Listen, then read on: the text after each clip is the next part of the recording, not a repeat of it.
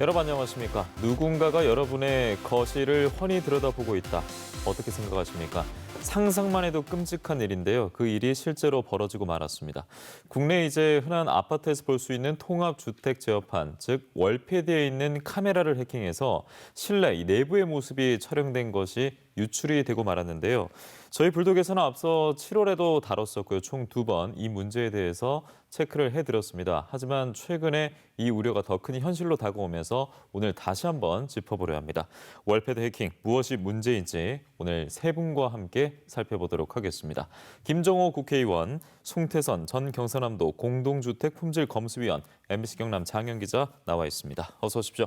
네, 반갑습니다. 네, 반갑습니다. 자, 이 세 분과 함께 오늘 주제에 대해서 본격적으로 이야기를 나눠볼 텐데 그 전에 저희가 준비한 영상이 있습니다. 먼저 보고 오시죠. 서울에 인접한 경기도의 한 스마트 아파트입니다. 800여 세대 아파트 거실에는 인터넷으로 집안 시설을 통제하는 장치인 월패드가 달려 있습니다. 집주인의 동의를 얻은 뒤 월패드에 접속해봤습니다. 월패드의 권한이 고스란히 해커의 컴퓨터로 넘어왔습니다. 해커가 마음만 먹으면 주인 모르게 거실과 안방 등을 마음대로 켜고 끌 수 있는 상태가 됐습니다. 실내 희망 온도를 33도로 높이자 보일러가 작동했습니다. 월패드에는 화상 통화를 위한 카메라가 달려 있습니다. 카메라를 켜서 집주인 모르게 거실을 촬영하고 녹화까지 할 수 있는 것으로 확인됐습니다. 아파트 현관문도 어렵지 않게 열 수 있었습니다. 사생활은 물론 외부인의 침입에도 무방비가 됐습니다. 컴퓨터를 어느 정도 할 수 있는 중학교 정도의 이제 수준이면은 이제 진짜 누구든지 쉽게 이제 해킹할 수 있는 수준입니다. 문제는 해킹이 한 집에만 국한되지 않는다는 겁니다. 이곳은 3천여 세대가 입주한 부산의 스마트 아파트. 입주자 대표와 관리사무소 입회하에 점검해봤습니다. 한 집에 월패드로 침입해보니 단지 전체를 통제하는 관리실 메인 서버로 들어갈 수 있었습니다. 3천 세대가 한꺼번에 해커의 소나기에 들어왔습니다. 본인 집뿐만 아니라 옆집까지도 침투할 수 있다는 게 이제 문제의 핵심입니다. 외부인의 출입을 통제하는 관문인 아파트 동별 출입문의 비밀번호들이 드러났고 주인의 허락 없이 각 세대의 현관문을 열 수도 있었습니다. 세대별 차량이 드나드는 기록도 있어 언제 어떤 차량이 방문했는지 모두 다 알 수 있습니다. 전기와 가스, 물 사용량이 적혀 있는 데이터입니다. 해커가 마음만 먹는다면 전기 사용량을 0원으로 만들 수도 있고 수백만 원으로 만들 수도 있습니다. 굉장히 좀 두렵고 무섭죠. 홈 네트워크 보안은 오늘 처음 들었죠. 한 번도 얘기한 적이 없습니다. 한 집이 뚫리면 모든 세대가 뚫리는 이런 현상은 단지 내 인터넷이 세대 간 구분 없이 하나의 단일망으로 연결돼 발생하는 치명적 약점입니다. 물론 시스템 곳곳에는 비밀번호가 있긴 했습니다. 그러나 초기 비밀번호가 그대로 설정돼 있었고 주민들은 비밀번호가 있다는 사실조차 잘 몰랐습니다. 아파트 건설사들도 이런 문제를 알고 있습니다. 소비자인 사람들도 솔직히 보안 이런 거 잘 모르잖아요. 정보에도 솔직히 관심이 없어요. 건설사 입장에서는 아무도 관심이 없는데 굳이 안 해도 되니까요. 보안을 강화하려면 돈이 드는데 주민들이 문제 삼지 않는데 돈을 쓸 필요가 없다는 입장입니다. 스마트 아파트 건설은 해마다 급증하고 있습니다. 수십만 세대의 아파트들이 심각한 보안 문제를 안고 해커의 먹잇감으로 전락할 위기에 놓였습니다. 네, 방금 뉴스 영상 보고 오셨습니다. 스마트폰 시스템에 대한 약점은 계속해서 연일 보도가 됐었고 저희도 월패드 해킹에 대한 우려를 오늘 다시 한번 짚어보려고 하는데 최근에 이제 전국 아파트 월패드 해킹 리스트가 떠돌 정도로 피해 규모가 좀 상당히 보였거든요. 피해 규모가 실제로 좀 어느 정도였습니까? 네, 지난달 말쯤이죠. 한 해커가 한국의 아파트 700여 곳에 이 영상을 해킹해서 찍었다는 썸네일 이미지 그리고 아파트 목록을 공개를 했습니다. 다크웹이라는 사이트에 올렸는데요. 이 다크웹이라는 게 우리가 흔히 일반적으로 사용하는 인터넷 공간은 아니고요. 주로 해커들이 자신의 어떤 뭐 그 일들을 한 걸 가지고 이제 기업체라든지 단체 그리고 이제 개인에게 뭐 돈을 요구할 때 쓰이는 웹인데 다크웹 주로 뭐 어두운 웹 이렇게 볼 수 있죠. 예. 이 해커는 이제 웹쉘이라는 이제 그 프로그램 해킹 기법을 사용했는데요. 이 서버에다가 이제 악성 코드를 이제 심어놓고 이 마치 이제 권한을 다 가져와서 이제 이렇게 영상을 이제 빼돌리는 방식이었습니다. 해킹했다는 단지가 전국에 700여 곳이죠. 그리고 이제 이 단지는 제가 이제 따져보니까 제일 작은 곳이 이제 한 100여 곳 정도 되고 그리고 많은 세대는 한 뭐 3,000, 4,000 세대까지 있는 곳도 있었습니다. 경남에만 지금 보니까 43곳 이상이고요. 그리고 이제 창원이 17곳으로 제일 많고 양산, 거제가 각각 7곳, 그리고 김해 6곳, 사천 3곳, 진주 2곳, 그리고 통영과 창녕 각각 1곳이었습니다. 저희가 아파트 이름은 공개를 하지 않겠습니다. 네. 그래도 걱정되는 분들이 참 많을 것 같습니다. 본인 아파트가 해당될 가능성이 있을 수도 있다고 생각하시는 분도 있을 것 같은데 저희가 이제 앞서 불독에서도 이렇게 사생활이 노출될 수 있는 무방비로 드러날 수 있는 위기에 대해서 뭐 감지라고 방송을 했었는데 김정우 의원께서도 충분히 우려하셨잖아요. 지금의 이 상황 뭐 예견하지 않으셨습니까? 당연하죠. 예. 그때 불독에서도 이야기했지만 국정감사에서도 이게 단지의 메인 서버 방화벽이 없다.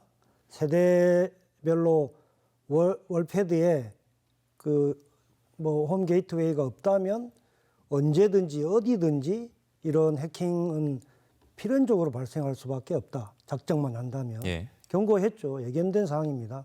네. 자, 그리고 이제 송태섭 위원께서도 전 경상남도 공동주택 품질 검수 위원으로 모셨습니다.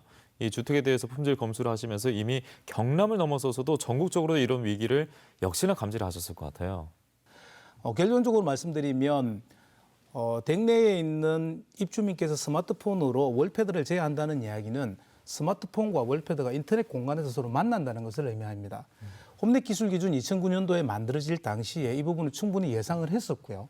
그래서 홈넷의 편의성보다는 보안에 쟁점을 둔 홈넷 기술 기준이었습니다. 그래서 구성도에 보시면 왼쪽에 초록색으로 바탕이 되어 있는 방제실의 관리사무소에 방화벽 장비를 구성하도록 되어 있고요. 그다음에 사생활 보호 구간인 전유 부분, 세대 입주민이 사시는 아파트 안에 홈 게이트웨이라는 물리적 장비를 법적으로 이미 구성을 해놓았습니다.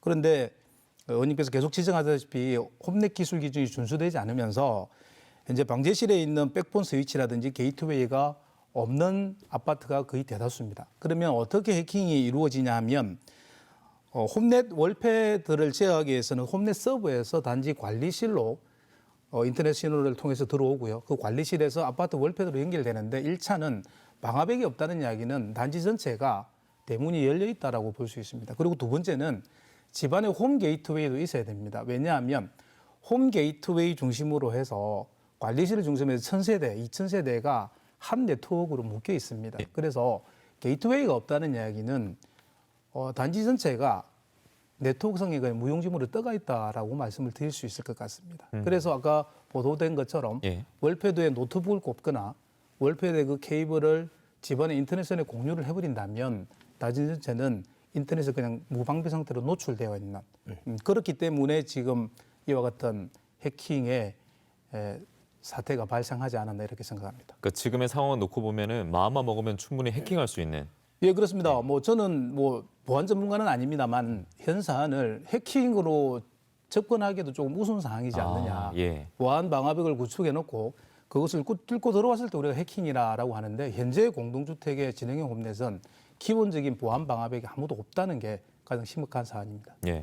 자, 장영 기자 저희가 7월에도 다뤘었잖아요. 네네. 뭐 그때와 지금 뭐 변화된 이야기가 있습니까? 그때는 저희가 좀 어떤 내용을 다뤘었죠? 이 시작부터 좀 말씀드리면요. 경남에서 이 문제가 시작된 게 사실 올해 초부터였습니다. 김해 한 아파트에서 이 월패드가 주민들과 약속한 대로 시공되지 않았다면서 주민들이 이제 업체를 상대로 시공사를 상대로 이제 이게 소송을 제기하면서 이제 문제가 시작됐고요. 이후에 경상남도 의회, 김해시 의회에서도 이 문제가 계속 지적이 됐었죠. 뭐 여기 나오시는 이제 김정호 의원께서도 마찬가지시고 여러 번 이제 불독에서도 이제 여러 번 지적이 됐습니다. 이렇게 여러 번 지적이 됐다는 이유를 계속 말씀드리는 이유가 이게 길게는 7년 전부터 그리고 5, 6년 전부터 이 문제가 계속 반복이 돼 왔다는 얘기거든요. 그런데 이제 누군가 하나가 이제 뭐 정부 부처라든지 이게 해결할 수 있는 그런 여지가 많았음에도 불구하고 해결을 하지 않았다는 얘기입니다. 그리고 최근만 하더라도 김정호 의원께서 국정감사에서 이 문성욱 장관이 이 문제를 해결하겠다는 답변까지 이끌어냈습니다. 이 정도까지 이제 왔다는 얘기죠. 그렇기 때문에 여전히 문제는 남아 있는데 해결 기미는 안 보이고 있다 이런 것이었고 가장 심각한 문제는 그 아까 영상에서도 봤지만 2014년도에 이 문제가 처음 이제 MBC 보도를 통해서 이제 노출될 때 중학생 수준이면은 3초 안에 아파트를 해킹할 수 있다. 예.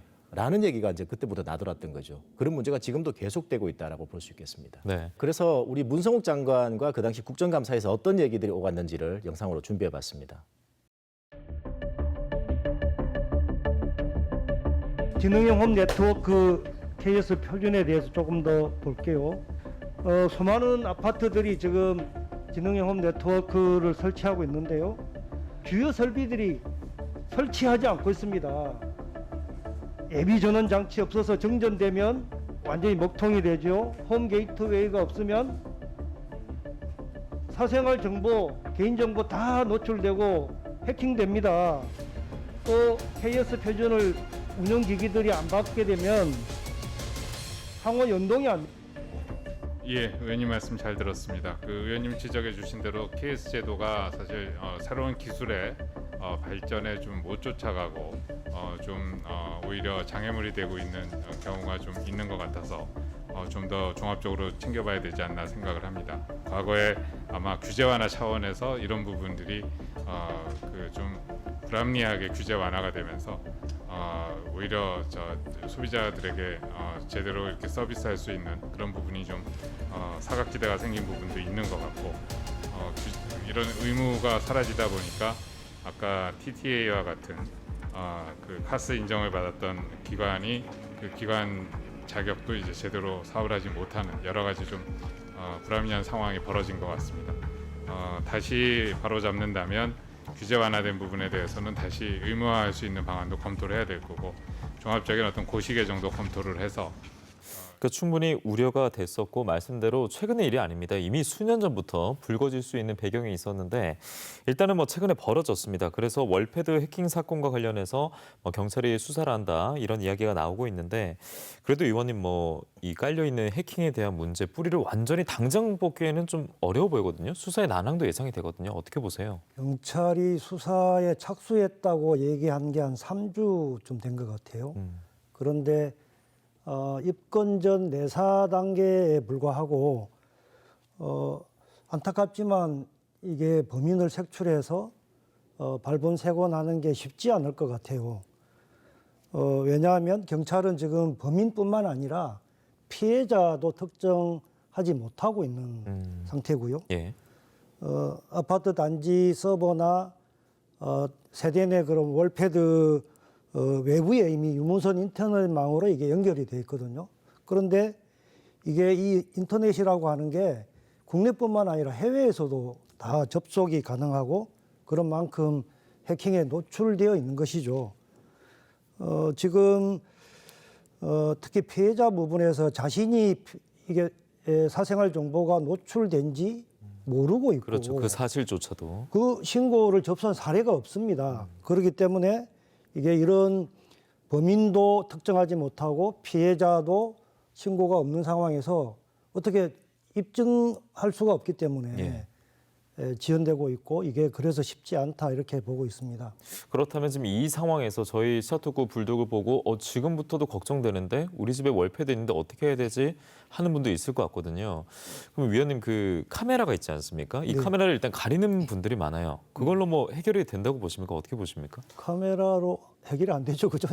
예, 보통 많이 가리지 않습니까? 그렇습니다. 결론부터 말씀드리면 방법이 없습니다. 제가 입주한 아파트도 2018년도 12월 달에 입주한 아파트고요. 약 1,600여 세대가 지능형 홈릿 설비가 구축이 되어 있습니다. 제가 3년 동안 이 부분을 지적하고 다녔지만 제가 할 수 있는 것도 역시 카메라밖에 가릴 수밖에 없습니다. 왜냐하면 이 지능형 홈릿 설비는 공동주택의 시스템으로 구성이 되어 있기 때문에 입주민들, 특히 개인들이 할 수 있는 건 아무것도 없습니다. 그래서 지금 막을 수 있는 방법을 의원님께서도 우리 해킹 보도위에 저한테 문의를 많이 주셔서 말씀드렸던 게 안타깝지만 지금 현재 단지 전체를 총괄하기 위해서 서버에 연결되어 있는 인터넷 케이블을 뽑으셔야 됩니다.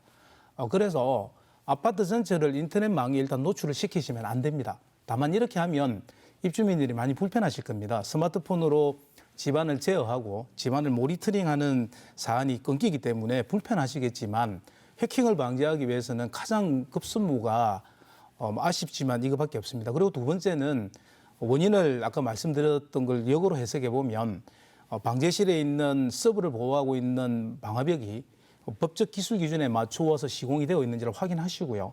그 다음은 세대간을 보호하고 있는 홈 게이트웨이가 우리 집안의 전유 부분에 설치가 되어 있는지를 점검을 하셔서 조치를 해야만 해킹을 원천적으로 막을 수 있다 이렇게 말씀드리겠습니다.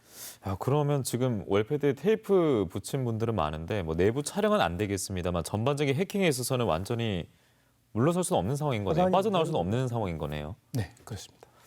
그런데 저희가 이제 지난 방송에서는 비밀번호 바꾸는 거 알려드렸지 않습니까? 네. 그게 좀 중요하다고 저희도 강조를 했었던 것 같은데 그럼 비밀번호 바꾸는 것도 일단 도움이 되는 겁니까? 좀 어떻습니까? 네, 그 다시 말씀드리면요. 저희가 방송을 통해서 이제 비밀번호가 뭐 어떻게 설정이 돼 있고 하는지를 예. 여러 번 확인해 드렸는데 그때 이제 여러 번 말씀드린 것 중에 하나가 전국의 대부분 아파트의 월패드 비밀번호는 1, 2, 3, 4일 것이다라고 이제 말씀을 드렸는데 실제로 현장 나가 보니까 그렇게 되어 있지 않습니까? 예. 그래서 우리 윤동현 아나운서도 이제 집에 가서 월패드 비밀번호 바꾸는 법을 직접 해봤었는데 그런데 이렇게 생각하시면 됩니다. 물리적으로 이제 카메라에다가 이제 스티커를 붙여서 이제 가리는 방법, 그리고 이제 송영께서 얘기했듯이 이제 렌즈는 아예 뽑아버리는 방법, 불편하지만 이런 방법도 있지만 이 비밀번호는 이제 시스템상의 최소한의 안전장치라고 할 수 있는데 이게 어느 정도냐면요. 해커가 이 월패드를 해킹하는데 약 1.5초에서 3초 정도 시간을 더 지연시켜주는 효과밖에 없다. 이렇게 보시면 됩니다. 비밀번호 때문에요. 네, 근본적인 대책은 절대로 낼 수 없고 그나마 하나 비밀번호 하나 바꿔주는 게 한 3초 정도 시간을 더 끌 수 있다라는 건데 그래도 중요하니까 비밀번호 바꾸는 법 한번 알아두시면 좋을 것 같습니다. 저희가 준비한 영상 한번 보시죠. 네, 여러분 살고 있는 아파트의 최소한의 안전을 유지하고 보장하기 위해서 비밀번호 바꾸는 것, 월패드의 비밀번호 바꾸는 방법을 직접 보여드리도록 하겠습니다. 자, 화면 터치하니까 여러 가지 버튼이 나옵니다. 여기서 설정을 누르면 되겠습니다. 설정을 눌러보니까요. 상단에 비밀번호가 있습니다. 보이십니까? 비밀번호 눌러보겠습니다. 비밀번호 입력하라는 화면이 나오는데 이 아파트의 월패드 초기 비밀번호는 9999로 저장이 되어 있다고 합니다. 그래서 먼저 9999를 입력했습니다. 새로운 비밀번호 입력과 비밀번호 재입력 란이 뜨는데요. 새로운 비밀번호 임의로 3690전 입력하겠습니다. 이게 여러분께서는 바꿀 비밀번호가 되겠죠. 네, 이렇게 입력한 이후에 저장. 네, 비밀번호가 저장됐습니다라는 메시지가 떴습니다. 초기에 입주하거나 또 새로운 아파트에 들어갔을 때 꼭 월패드, 여러분의 최소한의 안전과 보안에 위협받지 않기 위해서는 비밀번호 변경 꼭 하셔야 됩니다. 참고하시기 바랍니다. 네, 다시 한번 보고 오셨습니다. 최소한의 보안 장치입니다. 월패드의 비밀번호가 기본적으로 원래 이제 뭐 1111이나 간단하게 돼 있기 때문에 여러분 꼭 좀 변경을 해주시기 바랍니다. 자, 그리고 저희가 지난 방송에서도 이야기를 했었는데 이 월패드 관련 문제는 수년 전부터 제기가 됐었고 대책 마련을 촉구하는 목소리는 당연히 컸었던 걸로 기억을 하거든요. 좀 실제로 계속 좀 어떤 과정 속에 있었습니까, 저희가?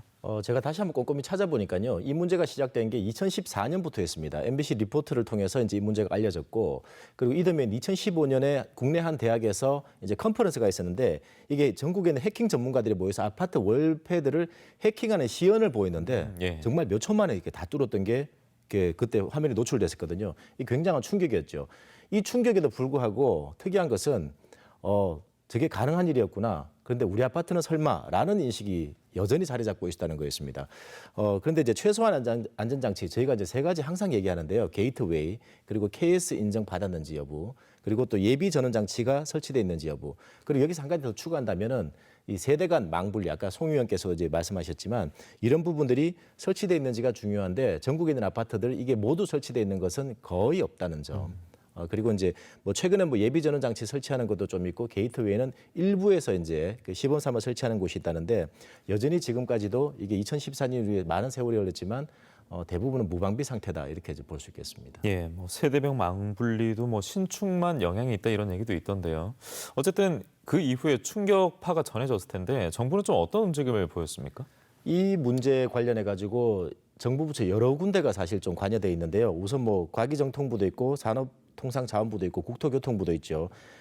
그런데 이제 이 기준점을 봐야 되는 게 2019년도에 마련된 기술 기준입니다. 지능형 홈 네트워크 설비 설치 및 기술 기준인데 이 기준이 제가 볼 때는 너무나 명확하고 구체적인 내용들입니다. 이렇게만 지키면 아무런 문제가 없습니다.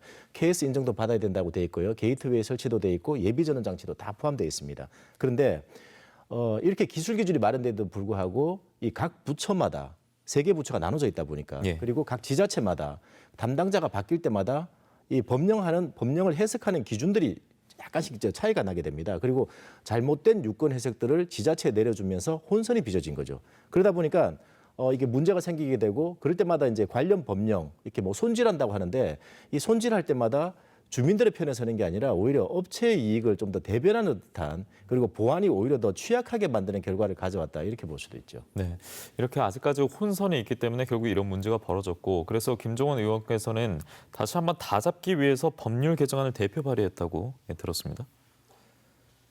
제가 국정감사를 준비하면서 이제 살펴보니까 기술 기준은 그대로 지키기만 하면 문제가 없습니다. 예. 그런데 왜 현장에서는 이게 제대로 준수되고 있지 않는가? 그 끝을 파보니까 실제로 실행을 하고 있는 끝단에서 그 정보통신 공사법, 건축법을 집행하는 단계에서 보니까 제도상 허점이 있었습니다. 현행 법령은 정보통신 그 분야 설계를 건축 설계사가 이거를 일괄 발주하도록 돼 있어요. 건축 설계사에게. 그러고 정보통신 업체들은 하도급을 받아서 시공을 하고. 예. 그러니까 정작 정보통신 분야의 전문성이 요구되는 이 설계와 감리에 정보통신 기술사들이 참여가 배제되어 있는 거예요. 이게 이제 확인되었고, 문제점이 이 건축사가 정보통신 분야를 잘 모르잖아요. 모르는데 그냥 뭐 설계 금액을 삭감한다든지 또는 뭐 설계 관리를 제대로 안 하는 거예요. 그렇게 된다면 하도급의 구조적인 문제가 드러날 수밖에 없는데 따라서 현장에서 잘 안 되고 있다. 이렇게 진단을 했고요.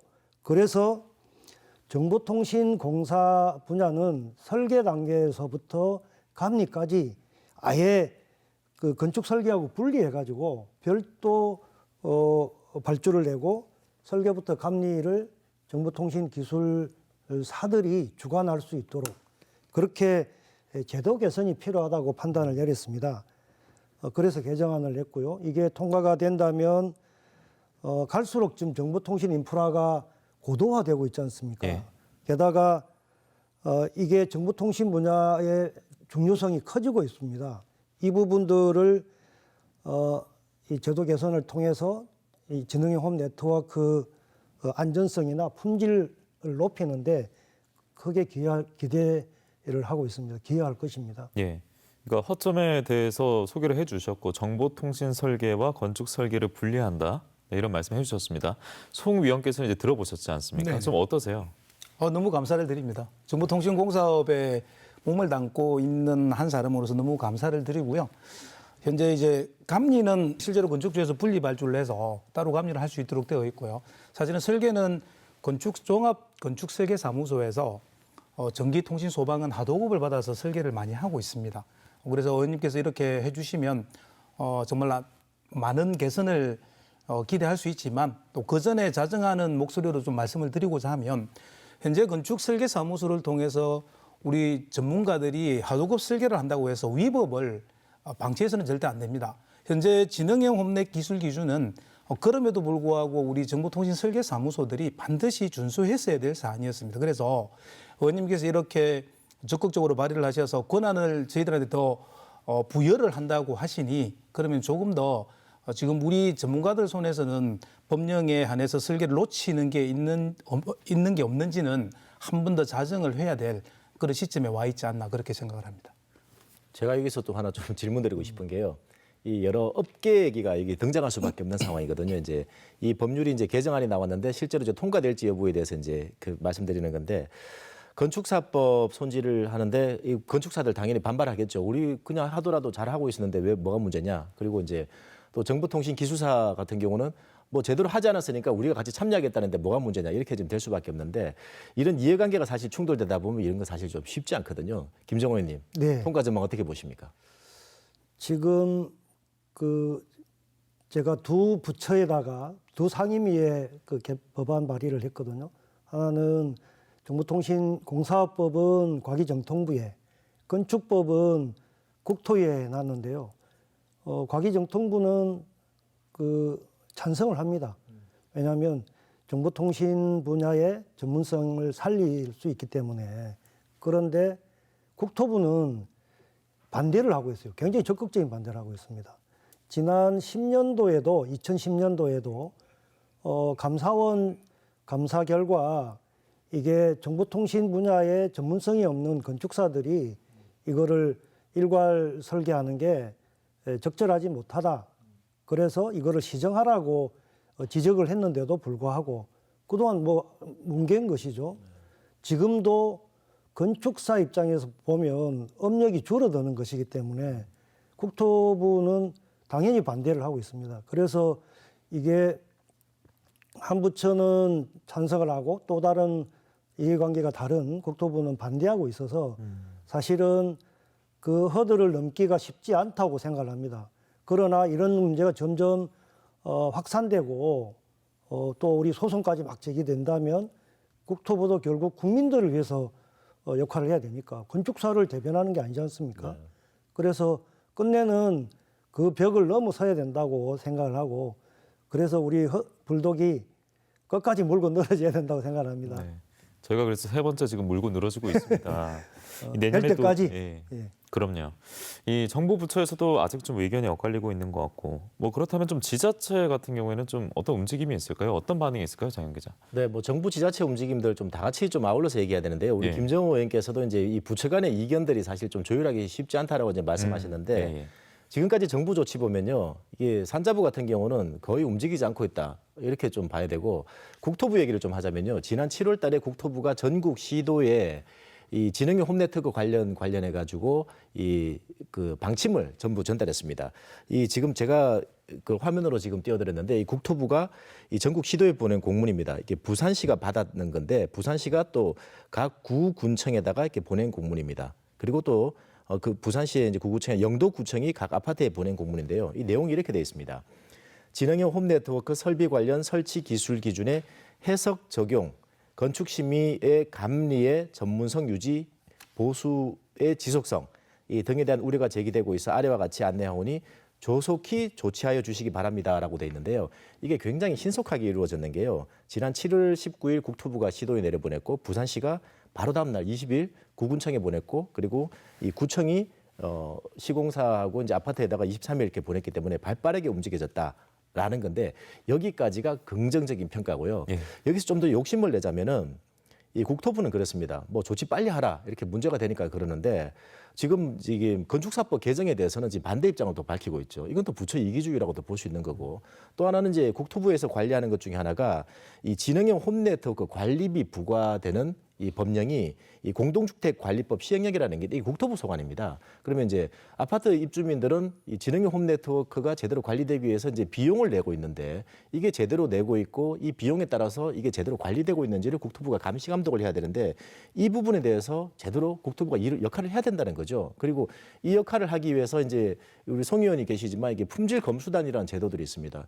이 사람들이 제대로 역할할 수 있도록 또 관리 감독을 해야 되는 것도 국토부에 좀 더 적극적인 역할이 필요하다고 보고요. 지자체는 이 법이 바뀐 것도 그렇습니다. 건축과에만 이 업무를 맡겨놨거든요. 근데 그게 한계가 드러나니까 정보통신 전문가들에게 맡기자는 얘기지 않습니까? 예. 지자체 역시도 이 공문을 받았을 때 건축과에다가 검토해서 각 구군청에 내려줘라 이렇게 되는 게 아니라 각 시군별로 있는 정보통신과가 직접 나서서 검수도 해야 되고 정보통신과가 직접 이 부분에 대해서 책임을 져야 된다. 이것까지 좀 더 적극적인 행정이라고 얘기할 수 있는 거죠. 예. 자, 그렇다면 이게 좀 전문적인 식견이 필요한데 앞서 부산 얘기하지 않았습니까? 경상남도 우리 지역은 어땠을까요? 저희가 지난 방송에 다뤘을 때도 전수조사부터 공무원들의 일처리 지적을 했던 영상이 있었거든요. 송태선 위원께서는 좀 이 공무원들의 일처리 부분에 있어서는 문제점이 당연히 보이셨을 것 같은데요. 좀 어떻게 평가할 수 있을까요? 드릴 말씀이 너무 많은데 예.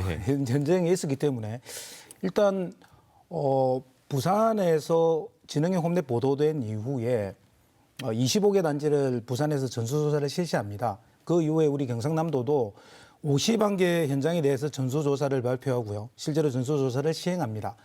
그런데 아파트 단지를 51개 단지로 한정을 하는 데서 문제가 발생을 합니다. 왜냐하면 주택법 39조에 의해서 지금 500세대 이상은 진흥형 홈넷이 필수 설비입니다. 녹색 건축 지원 조성법에 따라서요. 예. 그래서 아마 경상남도에서 500세대 이상의 51개 단지만 한정을 한 것 같습니다. 근데 제가 2020년도 초반부터 연말까지 1년 동안 공동주택 품질검수위원으로 활동할 당시에 사실은 저 혼자밖에 없었습니다. 그때 전 현장은 나가지 못했지만 수십 개 현장을 나가보았는데요. 제가 나간 현장의 90% 이상이 500세대 미만의 공동주택이었습니다. 그런데 검수를 해보면 500세대 미만의 모든 공동주택에 진흥형 홈넷은 다 설치되어 있습니다. 예. 설치한 이유는 건축주나 건설사가 입주민의 편의와 분양의 확정성을 위해서 설치한 것 같습니다. 그러면 이 기술기준을 지켰었어야 됐습니다. 그러면 500세대 이상의 51개 단지로 전수조사를 한정한 것에 대해서는 조금 미흡하지 않았나 그런 생각을 해봅니다. 네. 김정호 의원께서도 좀 적극적인 행정이 이루어지지 않았다라고 그때도 목소리를 내주셨던 것 같거든요. 좀 어떻게 보셨습니까? 그러니까 대상을 대폭 축소했지만 그중에서도 설치되지 않은 게 15개 단지가 확인됐거든요. 예. 그러면 이거는 법령 위반으로 시정 조치를 경남도가 시켰어야 됩니다. 했어야 됩니다. 근데 하지 않고 오히려 결과적으로는 면죄부를 준 셈이죠. 그러다 보니까 지금도 여전히 그 기술 기준을 지키지 않고 실제로 준공을 계속 내주고 있습니다. 점점점 해킹 위험은 확산되고 있고 문제가 더 커지고 있는 것이죠. 미온적인 행정의 결과 계속 이런 파문이 확대되고 있는 것 같습니다. 예. 제가 알기로는 김정호 의원께서도 이 문제의 이제 심각성을 좀 알고 그 지역의 한 아파트 지금 이제 준공검사를 앞두고 있는 아파트에 이제 이 시험 성적서를 이제 계속해서 제출을 요구했는데 제대로 되지 않으니까 실제로 검사 때 한번 참여를 하실 수 있다는 이제 얘기를 하시는데 직접 한번 나가 보실 계획인가요? 나가려고 일정을 이제 요청을 해놨는데요. 계속 피하고 있더라고요. 네. 아무튼 김해시 기초자치단체든 광역이든 이게 제대로 법령을 준수하고 있지 않고 제대로 행정을 하고 있지 않는 부분에 대한 현장 점검은 꼭 필요하고 저는 반드시 현장에 나가볼 생각입니다. 네. 이 문제에 대해서 대한민국에서 가장 관심 많은 국회의원께서 현장 직접 나가신다니까 한번 좀 기대해 보겠습니다. 자, 그러면 이제 준공된 아파트도 이미 있고요. 이 일이 벌어졌습니다. 해킹 위협은 계속해서 도사리고 있는데 어디부터 해 나가야 된다 보십니까, 송 의원님? 어디부터 해야 될까요? 너무 방대하고요. 큰 결에서 보면 준공된 아파트와 준공되지 않은 아파트 두 결로 봐야 된다고 생각을 합니다. 준공된 아파트에 대해서는 사실은 저 같은 전문위원이나 이런 손길이 미치지 않고 이미 준공이 되었기 때문에 예. 저는 준공되지 않은 아파트에 대해서 조치를 몇 가지 좀 말씀드리려고 합니다. 저번 2021년 종합국정감사 제가 참고인으로 참석해서 우리 산자부 국감에서도 제가 말씀을 드렸던 큰 핵심은 지자체의 정보통신과의 법령에 대한 제 인식입니다. 현재 진흥형 홈넷 설비 설치 기준은 주택법에서 토대이 되었고요. 그다음에 주택법에서 나온 이 법이 진흥형 홈넷 설비가 정보통신공사 설비다 보니 정보통신공사법에서 규정을 해놓았습니다. 예. 그래서 대통령령으로 감리는 현장에 있는 설비를 검수하고 감독을 해서 그에 대한 감리 결과 보고서를 건축주에게 제출하도록 되어 있고요. 건축주는 그 해당된 감리 결과 보고서를 단체장한테 제출하도록 규정해 놓았습니다. 그럼에도 제가 검수를 나가보거나 보고서를 바라보면 진흥행 홈넷에 대한 감리 결과 보고서가 지금 제출이 되지 않고 있습니다. 그럼에도 불구하고 지금 통신중공이 주고 있는 이게 가장 큰 원인이고요. 두 번째로 말씀드리고 싶은 건 품질점검단입니다. 제가 품질검수위원으로 활동할 당시에는 도조례로 움직였었습니다. 그런데 올해 2021년 1월 24일부터요. 품질점검단이 주택법으로 움직이고 활동을 하고 있습니다. 제가 올해 초에 품질점검단을 간두고 나서요. 계속 우리 경상남도 공동주택지원센터 홈페이지를 모니터링을 하고 있었습니다. 현재 1년여간 품질점검단의 이 홈페이지에 올라온 걸 보면 진흥형 홈넷에 대한 지적이 단 한 건도 없었습니다. 제가 나오고 나서 현재 정보통신 품질검수위 약 8분께서 활동을 하시는 걸로 알고 있는데 예. 품질점검단과 지자체의 정보통신과에서 법령에 갖추어서 감리 결과 보고서만 받아주면 이 법은 뭐 안 지킬래 안 지킬 수 없는 그런 사안이라서 조치를 그렇게 말씀 좀 드리도록 하겠습니다. 네, 말씀드리시고 이제 위원님께서는 좀 어떤 시작부터 다시 필요하다고 보십니까? 첫 단추가 잘못 꿰어졌다고 그렇죠. 생각합니다. 예. 지금 수많은 아파트들이 지어졌는데 이 법이 도입되고 난 다음에 대체로 설치를 안 하고 제대로 감리도 안 하고 이거를 실태 파악부터 해야 되지 않겠습니까? 그럼요. 전체 전국의 지자체별로 실태 파악을 위한 전수조사를 해야 된다고 봅니다. 이게 전수조사를 하지 않고 실태를 모르고서야 어떤 처방이 가능하겠습니까? 전수조사를 해보니 설치되지 않았더라. 미시공, 오시공 된 것들에 대해서 당연히 지자체는 시정조치를 요구해야 됩니다. 이게 첫 번째로 필요한 거라고 생각을 하고요. 그래야 준공이 안 된 지금 진행 공사 중인 아파트들도 이걸 보고 선제적으로 예방이 될 거라고 봅니다. 지금 시군의 건축과 정보통신과가 서로 협력해서 더 이상 중앙부처 눈치 보지 말고 이 지능형 홈 네트워크 기술 기준에 따라서 준수되지 않은 아파트들은 지금이라도 준공 승인 안 해줘야 됩니다. 그렇게 된다면 기술 기준에 맞추기 위해서 시공사들이 다시 시공을 할 거고요. 바로 잡지 않겠나 싶습니다. 그게 좀 필요하다고 생각합니다. 예, 장현 기자는 좀 어떤 조치 필요하다고 보십니까? 네, 해킹을 막을 수 있냐 없냐인데 여기서도 얘기 나왔지만 해킹 막을 수 있는 방법은 지금 없는 걸로 나오고 있지 않습니까? 예. 그런데 좀 더 근본적인 질문을 다시 하자면 이걸 해킹으로 봐야 되는지도 사실 좀 의문스러운 거죠. 해킹이라는 거는 인터넷 사이버 공간에서 뭐 방화벽을 뚫고 그리고 이제 여러 뭐 비밀번호 설정된 걸 이렇게 뭐 뚫어 들어가면서 이제 뭘 하는 건데 이게 지금 그런 설비가 없지 않습니까?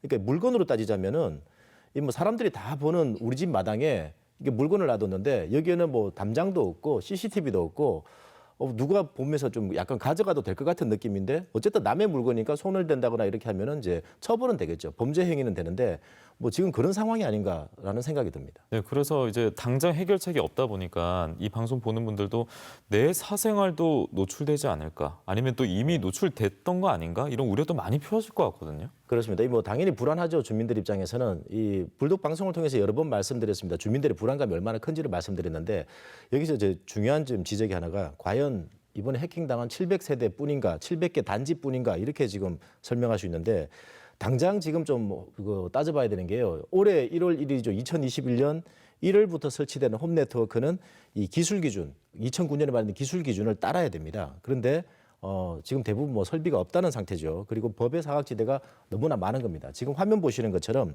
저희가 이제 이 세대 내 설치되어 있는 게이트웨이를 지금 보여드리고 있는데 국내 유통되는 5종류가 지금 나와 있습니다. 주로 현관 문 열어보면은 뭐 신발장으로 많이 쓰는데 수납함이 있죠. 수납함 안에 주로 이 설비가 되어 있습니다. 화면 보시는 것처럼 저게 돼 있으면 다행인데 저 설비가 없으면 그냥 내 아파트도 해킹의 무방비다 이렇게 볼 수가 있습니다. 네, 이 가운데 이제 김해 한 아파트 입주민들은 시공사를 상대로 소송을 진행 중이라고 하는데 뭐 그러면 방금 봤던 뭐 그런 문제들 때문입니까? 어떤 문제 때문에 소송이 나온 거죠? 네, 우선 소송 관련해서는 그 주민들이 시공사를 상대로 이제 하자 보수와 관련돼서 소송이 진행되고 있고요. 그리고 제가 알기로는 이 준공검사 때 분명히 이제 설계 도면 상태, 그 공사 계획 당시에는 이 월패드를 제대로 설치하겠다라고 이제 승인을 받았는데 예. 나중에 시에서 이제 준공검사로 가봤는데 이게 안 돼 있던 게 확인이 됐죠. 그런데도 불구하고 준공검사를 내준 게 확인이 된다면 이 단체장이 직무유기가 되겠죠. 그런 혐의들이 이제 입증할 수 있는 건데 제가 알기로는 전국의 여러 곳에서 경남도 포함되어 있습니다만 이 주민들이 단체장을 상대로 소송을 준비 중인 걸로 알고 있습니다. 뭐 김종우 의원도 당연히 알고 계시겠습니다만 뭐이 소송 대상이나 규모 같은 게 어마어마하지 않을까 싶은데요. 그렇죠. 만일에 이게 진흥용업 네트워크 그 하자 기간이 3년입니다. 예. 지금부터 3년 전 준공 내준 것들을 대략 뭐 추산해 보면 한 해에 3, 40만 세대가 준공을 받고 있거든요. 입주를 하고 있죠. 예. 그러면 3년간이면 100만 세대가 넘습니다. 야. 그런데 이 100만 세대가 이 하자 보수 기간만 그런 것이지 이 제도가 도입된 2009년 뭐 11년부터 본격화 됐으니까 10년 정도로 거슬러 올라간다면 뭐 어림잡아서 그 300만 세대, 400만 세대가 됩니다. 대상 규모가 엄청나고 또 이게 그 규모로 보면 그 세대별로 다 차이가 좀 나거든요. 실제로 진흥용업 네트워크 설비나 설치에 있어서 범위가 좀 내용이 좀 다릅니다. 그래서 딱히 금액을 단순화하기는 어렵습니다만 그야말로 천문학적인 그런 피해가 있었고 이게 뭐 수조 원에 해당되지 않을까 이렇게 예. 추산합니다. 장영 기자 어떻게 보십니까? 예, 제가 방송 전에 다시 한번 이렇게 좀 계산기를 꺼내가지고 이렇게 좀 카운팅을 해봤는데요. 이 김정호 의원께서 말씀하신 게 이제 하자 보수 기간 3년을 잡았을 때 이게 이제 기술 기준 2009년 이제 만들어진 기술 규정이 적용된 아파트만 볼 때 100만 세대 정도가 맞습니다. 자, 그런데 우리가 지금 그 해킹을 막기 위해서 이제 게이트웨이 얘기만 하고 있지 않습니까? 그런데 그것만 설치 안 된 게 아니죠. KS 인증도 아까 말씀드렸고 그다음에 이 예비 전원 장치인데 이 중요성은 여러 번 말씀드렸습니다만 KS 인증이 안 되면은 이 기기간 호환이 안 됩니다. 그렇죠. 내가 새로운 그 남들이 살고 있는 아파트에 새로 이사를 왔는데 뭐 보일러를 바꾸고 싶어, 전등을 바꾸고 싶어, 그리고 현관문 도어록을 바꾸고 싶은데 KS 인증이 안 되면은 내가 원하는 제품을 쓸 수가 없습니다. 호환이 안 된다는 얘기죠. 이거 꼭 설치돼야 되거든요. 그리고 또 하나가 예비 전원 장치인데 화재 시에 만약에 현관문이 열리지 않는다라고 생각하면 끔찍한 일이 벌어지는 거죠. 그런데 이제 그걸 막기 위해서 예비 장치를, 전원 장치를 꼭 달아줘야 되는데 제가 전문가에게 여러 가지가 있습니다만 이 세 가지만 만약에 설치 안 된 아파트에 이게 시공을 하려면 얼마 정도가 들겠습니까? 라고 물어봤더니 500만 원에서 많게는 1000만 원 정도를 말씀하시더라고요. 그래서 이제 김종호 의원께서도 아까 이제 이 100만 세대라고 했는데 그 지금 최근 3년간 하자 보수 기간이 남은 세대가 그렇습니다. 그게 예를 들어서 이제 뭐 적게 잡아서 세대당 250만 원만 하더라도 이게 소송가액이 2조 5천억 정도가 되고요. 그리고 2021년 올해 그리고 내년 그리고 2023년 지금 이제 분양되고 나서 짓고 있는 아파트들 있죠.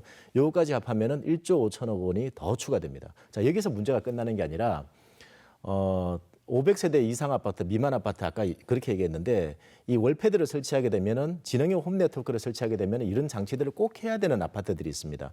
물론 이 아파트들은 이제 이 하자 보수 기간은 지났지만 이 미시공일 경우에 공소시효가 5년이기 때문에 아직 남아있는 아파트들이 많고요. 예. 그리고 또 이제 이게 민사로 갔을 경우에는 공소시효가 10년까지 연장이 됩니다. 이런 아파트를 따지자면은 뭐 500만 세대까지 되는데 이렇게 되면 소송가액은 말 그대로 천문학적으로 더 늘어난다고 볼 수 있겠죠. 네. 야, 이게 입주민들이 뭐 더 편하고 더 안전하게 살자고 이제 마련했고 또 이용을 하는 주택 제어판인 월패드인데 뭐 이와 관련해서 지금 계속해서 문제가 쏟아지고 있고 현재의 우려와 문제는 또 진행형이라는 것이 또 꽤나 충격적일 것 같습니다. 뭐 국회나 정부도 계속해서 다양한 목소리를 내야 될 것 같고 이 월패드 해킹 문제로 오늘 좀 국한을 해서 이야기를 나눠봤습니다만 뭐 계속된 이 세 분의 이야기는 이어졌던 것 같습니다. 우려도 표현을 해주셨고요. 자, 앞으로 이제 중요하겠습니다. 이미 문제는 벌어졌고 해결하기 위해서 앞으로 이제 마지막 마무리 말씀으로 듣도록 하겠습니다. 좀 어떤 것들이 필요한지, 이런 것은 반드시 해결이 돼야겠다, 이런 거를 말씀으로 듣도록 하겠습니다. 먼저 김종우 의원부터 듣겠습니다. 해결책은 누누이 말씀드렸습니다만 분명합니다. 지능형 홈 네트워크 설비 설치 기술 기준을 고스란히 준수하면 됩니다. 그리고 새 부처나 지자체는 이행 감독을 철저히 하면 됩니다. 근데 그걸 잘 안 하고 있다는 거죠. 준수하지 않았고. 지금 산자부와 정통부는 기술 기준에 따라서 KS 인증을 이제 요구를 해야 되는데 KC 인증으로 대체를 하고 있거든요. 안전성만 가지고 호환성이 보장되는 성능이나 재원들이 설치되도록 강제하고 있지 않은 거죠. 이 해킹 문제도 아파트 단지의 메인 서버에 방호벽 설치해야 되고 또 세대별로 홈 게이트웨이를 설치해야 되는데 이거 하도록 규정되어 있는데 되고 있는지 안 되고 있는지 확인 안 하고 있는 거지 않습니까? 이 부분의 시정 조치, 기술 위반에 대한 돼야 되고 국토부는 기술 기준을 준수하라고 최근에 지자체에 공문을 하달을 했습니다. 근데 이게 면피성 하달에 불과한 것이죠. 실제로 지자체 담당 공무원들이 그 지능형 홈 네트워크 그 기준대로 설비나 설치를 하고 있는지 제대로 감독을 하고 그렇지 않다면 준공을 내주면 안 된다. 이렇게까지 똑 부러지게 지시를 해야 되는 것이죠. 이행 감독을 제대로 안 하고 있는데 이것을 바로 잡아야 되풀이되지 않는다. 처방은 그렇게 생각합니다. 이어서 송 의원 듣겠습니다. 예, 저는 부처에 대한 의견을 의원님께서 주셨기 때문에 제가 활동했던 지자체의 3년간의 기록을 가지고 말씀을 좀 드리도록 하겠습니다. 2019년 부산시 건축심의위원으로 들어가면서 이 법을 최초 발견했습니다. 현재 법률상 이 지능형 홈넷을 걸을 수 있는 단계는 총 6가지의 행정 단계를 거치도록 되어 있습니다. 건축심의와 그다음에 건축사업승인, 그다음에 준공, 품질점검단 등 여러 가지의 행정 과정을 거치도록 되어 있습니다. 제가 1년 동안 부산시 건축심의위원으로 활동하면서 1년 동안 외쳤던 게 그거였습니다. 전문가인 통신 전문가 품질심의위원을 참석하게 해서 심의 때 이 의견을 내게 해 주십시오. 그러면 이 법은 무조건 지켜집니다. 그리고 1년 동안 외치다 해결되지 않고 결국은 경상남도의 준공 단계인 품질점검단에 와서 똑같이 1년 동안 외쳤었습니다. 그러면서 제가 검수를 다녔던 진주시, 창원시, 양산시, 김해시 각 시의 품질점검단을 가서 건축공무원, 정보통신과 공무원들과 이 법을 논하면서 약 1년 동안 수도 없이 외쳤었습니다. 그리고 의원님께서 국정감사를 준비하시면서 저한테 이렇게 질의를 하시면서 3개 부처 공무원도 세종시에 가서 미팅을 했었습니다. 그런데 아무도 귀 기울이지 않았습니다. 모든 공무원들께서 이 기술 기준을 안 지켜도 된다라고 말씀을 하셨습니다. 현재 방송된 모든 내용은 제가 3년 동안 외쳤던 내용이었습니다. 이렇게 두시면 현재 국내 공동주택은 상상할 수 없는 사안이 발생할 거라고 말씀을 드렸었습니다. 이제는 결국 모든 피해는 국민들 앞에 와 있는 것 같습니다. 해결책을 저한테 여쭤보시는데요. 저는 오히려 제가 3년 동안 만났던 해당 건축가와 정보통신과 공무원들에게 대묻고 싶습니다. 해결책은 여러분들이 이제 주셔야 되는 것 아닌가라고 말씀을 접도록 하겠습니다. 네, 고맙습니다. 장영 기자 듣겠습니다.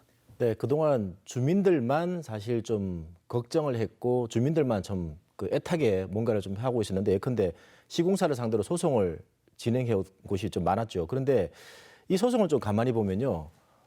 소송의 이 대상이 건축주, 감리단 이런 곳들이 많고 시공사는 숨어 있었던 결과들이 많았거든요.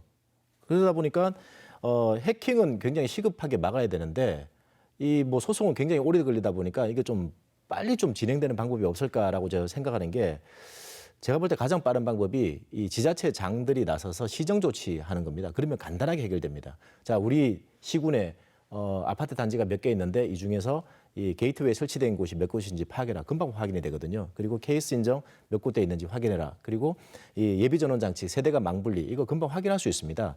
자, 그래서 이제 설치 안 된 곳이 있다면 이 시정 조치 빨리 내리면 되는 겁니다. 근데 제가 알기로도 시정 조치를 안 하려고 하는 단체장들이 있거든요. 그리고 또 공무원들 만나서 얘기를 들어보면은 이 정부 부처에다가 유권 해석을 했는데 뭐 유권 해석 이제 답이 좀 아직 오지 않아서 그때까지 좀 기다리고 있습니다라고 하는데 유권 해석이 왜 필요합니까? 기준이 있고 법령이 정확하게 명시가 돼 있는데 법대로 하면 되는 거고 기술 기준대로 그대로 하면 되는 거거든요. 그래서 이제 이 오해를 살 수 있는 게 시정 조치를 안 하려고 하는 곳은 주민들보다도 업체 쪽의 입장을 더 대변하고 있다라고밖에 오해를 살 수가 없습니다. 그렇기 때문에 주민들 입장에서는 시정 조치 안 해주겠다 그러면 고발할 테니 시정 조치 그때서 해줄 거냐라고 이제 압박하는 수도 저는 한 가지 방법이라고 생각합니다. 네, 오늘 스타트고 불독에서는 월패드 해킹에 대한 우려, 그 우려가 현실이 됐기 때문에 저희가 다시 한번 다뤄봤습니다. 오늘 세 분의 말씀 들어보면은 앞서 저희가 2번이나 다뤘지만 그때 제기됐던 문제점 여전히 이어지고 있는 것 같고요. 오히려 더 확대되고 있는 거 아닌가 이런 우려도 생각이 됩니다. 이런 우려가 느껴지는데 규정대로 지켜지지 않고 기준대로 하지 않는다고 해서 덮어놓을 사안이 아닙니다. 저희는 계속해서 두드려야겠고요.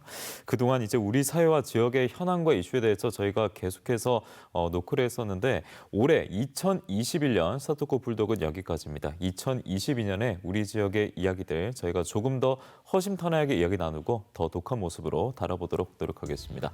올 한 해 스타트고 불독 계속해서 많은 관심 가져주신 분들 진심으로 감사드리겠습니다. 내년에 뵙겠습니다. 고맙습니다.